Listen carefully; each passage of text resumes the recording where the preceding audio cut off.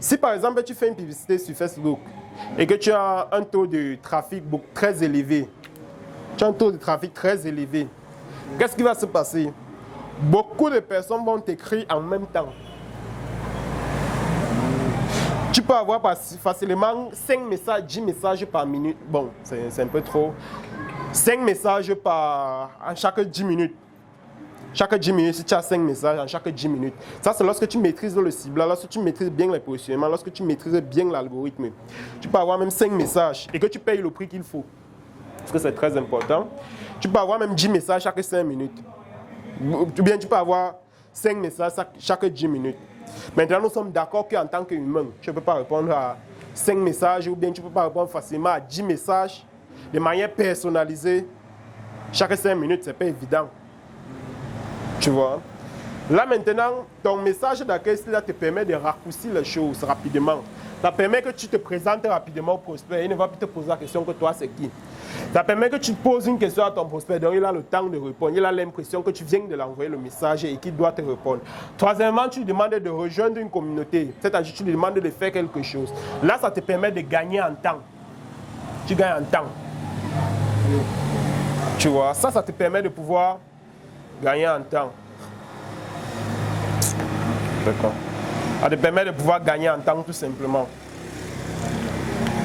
Et là, ça permet que lorsque tu reviennes, bref, on a vu le carnaval à suivre lorsqu'on a un prospect sur WhatsApp.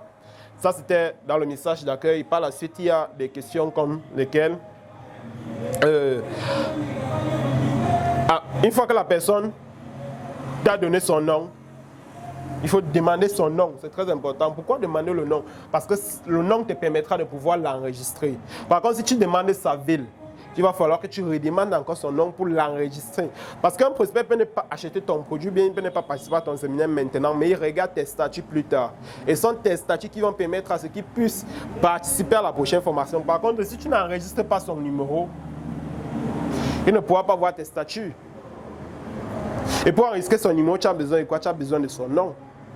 Tu ne vas pas mettre prospect 1, ça ne sert à rien, ce n'est pas pertinent. Le jour que tu vas vouloir l'écrire, il faut comprendre qu'il y a beaucoup, la vente est beaucoup psychologique. C'est pour ça que certaines personnes disent que c'est spirituel. La vente est beaucoup plus psychologique et il y a beaucoup de techniques de manipulation dedans. Ça, c'est le game. Ce n'est pas que non, il y a beaucoup de techniques de manipulation. Le nom, quand tu parles à une personne et que Quand tu parles avec une personne et que tu l'appelles par son nom, il se sent beaucoup plus valorisé. Et il prête beaucoup plus l'oreille à ce que tu es en train de lui dire. Il veut écouter ce que tu vas lui dire. Parce qu'il se dit qu'il est précieux devant tes yeux. Parce que si tu as pu retenir son nom, ça veut dire que quelque part il est précieux. Et tu dois jouer sur ces biais psychologiques-là. Tu prends son nom, tu demandes de rejoindre ta communauté WhatsApp privée. Très important. Une fois qu'il a fait cela et qu'il t'a donné son nom, la seconde étape consiste à lui demander d'enregistrer ton numéro pour ne pas rater les informations importantes que tu partageras avec lui plus tard. Il doit voir l'intérêt. Il faut toujours accompagner ton message avec parce que ça permet à la personne de pouvoir facilement adhérer à ce que tu dis ou bien de pouvoir facilement faire ce que tu demandes de faire. Par contre, lorsque tu demandes seulement enregistrer mon numéro WhatsApp, il va se dire mais pourquoi enregistrer ton numéro?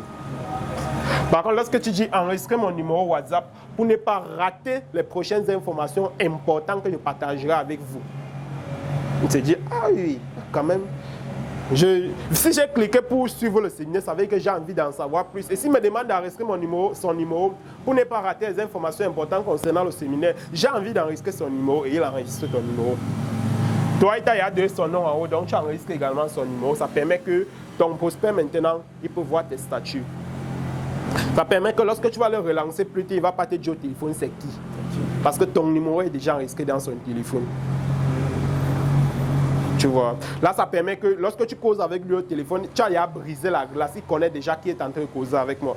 Ce n'est pas que c'est un numéro inconnu. Nous tous, quand ton téléphone sonne et que tu vois que c'est un numéro inconnu, la première réaction, c'est que c'est qui m'appelle.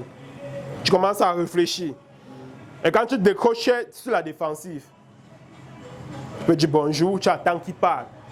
Par contre, lorsque tu vois le nom, tu peux y anticiper dessus. Bonjour, monsieur Rodrigue, comment vous allez? Je vais très bien, et vous? Parce qu'il a vu M. Rodrigue enregistré dans son téléphone. Tu vois un peu. C'est très important. Donc, lorsque tu demandes d'enregistrer son numéro, l'étape suivante consiste à lui demander